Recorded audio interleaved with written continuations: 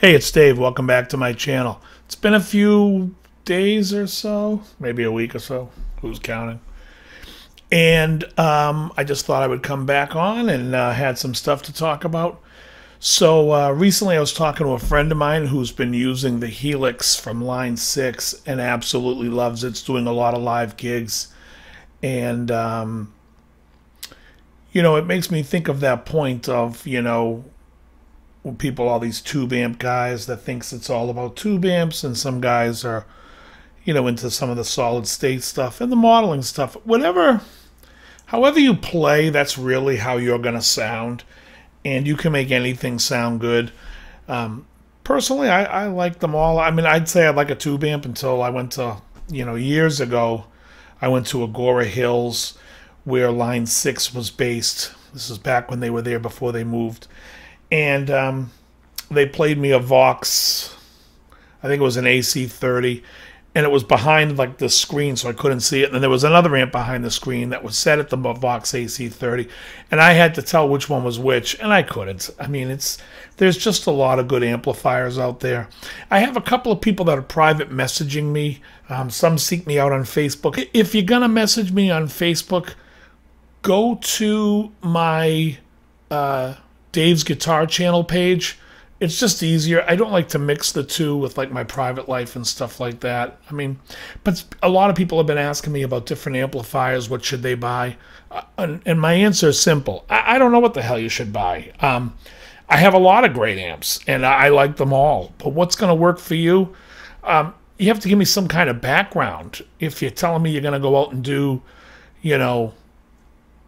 300 gigs a year and you're asking me about a certain amp, well, then I would be able to tell you if it's what's going to cost you to maintain it and if it's going to last. And if you're using something like a modeling amp and you're just a bedroom player, then then that's obviously something I would have to take into consideration. But I really don't know what you like.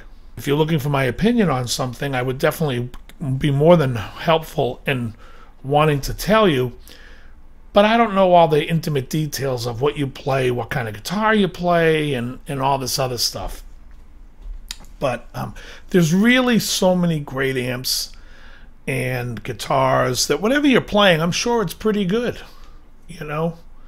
And if it's not, then it's not. But no, if it's not, try to find something better. Like right here, you can see, and I've talked about this before, that's my Line 6 Flexstone. I'm using it as a nightstand to hold 3 different bottles of soda. It's a great bedroom amp. It's a great live rig amp. I've used it in the studio, direct out as a lead, when I recorded with the Big Angry on some stuff with some film. And I've used my rectifier for the rhythm, and I use that for the lead. It works great. It's great. It's a great amplifier. For everything that I use in the beginning of my show, I use a Fender Mustang 2 version 2, and it's going in through USB. And as you can hear, everything sounds good. I can dial it in to sound how I want.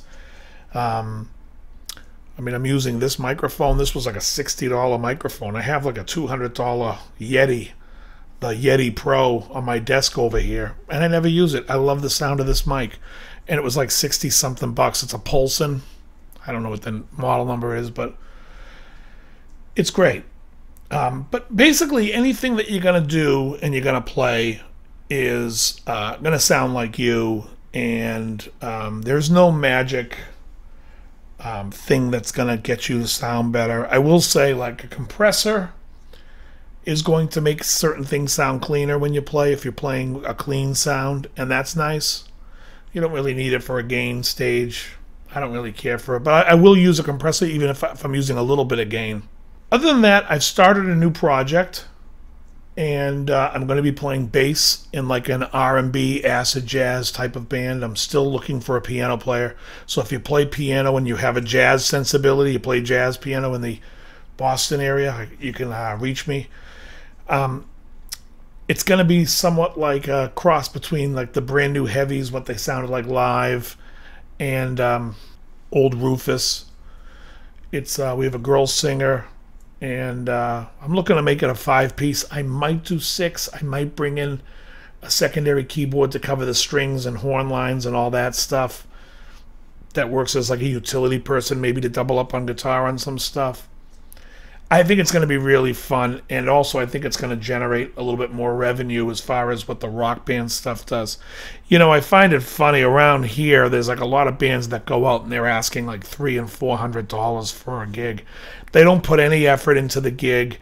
They play the same sad songs that everybody doesn't want to hear a million times over again. They all share the same set list. I mean, in Boston alone, there's like 5 or 6 AC/DC tribute bands. I'm like, honestly, like, you guys couldn't come up with an idea. Hey, you know what? Let's do a tribute band of AC/DC because there's only 4. We should be the 5th. Yeah, that's a good idea.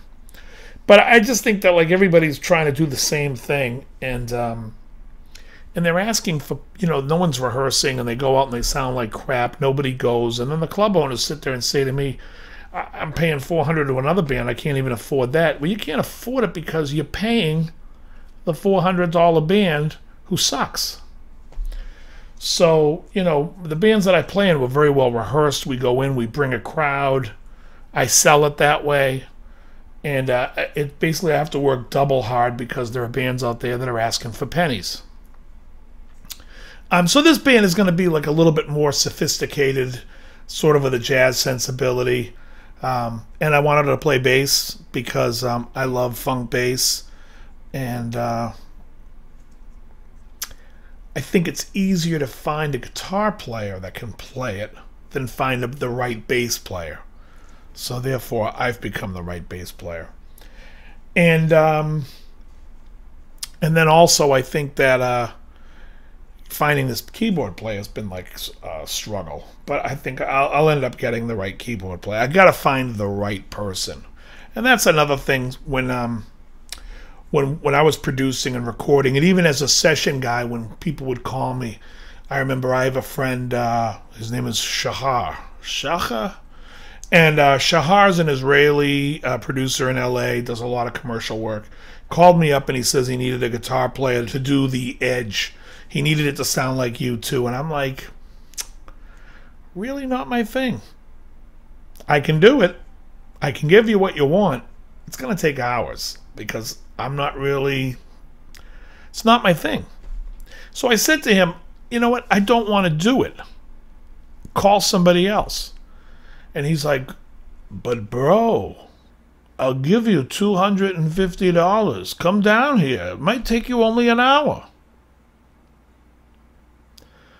I was like, I'm not the right guy. I'm not the guy whose sensibility is what you're looking for. So anyways, he says, well, I'll make some calls and I'll call you back. And if I can't find a guy, you'll do it. And I said, if that's the case, yes. So he calls me the next day, all excited. And meanwhile, I'm dreading. I see it's his number and I'm dreading it. I'm like, oh. He wants me to do this session. And he calls me up. He's all excited. I got a guy last night who was whatever. I think he played with or he played with somebody, but it was his sensibility to use all those delays. The guy came out and banged it in like 20 minutes. And I was like, there you go. And he's like, oh, what you said has resonated with me. Don't try to make somebody play what you want to play. Just find the guy. Find the guy whose sensibility is that.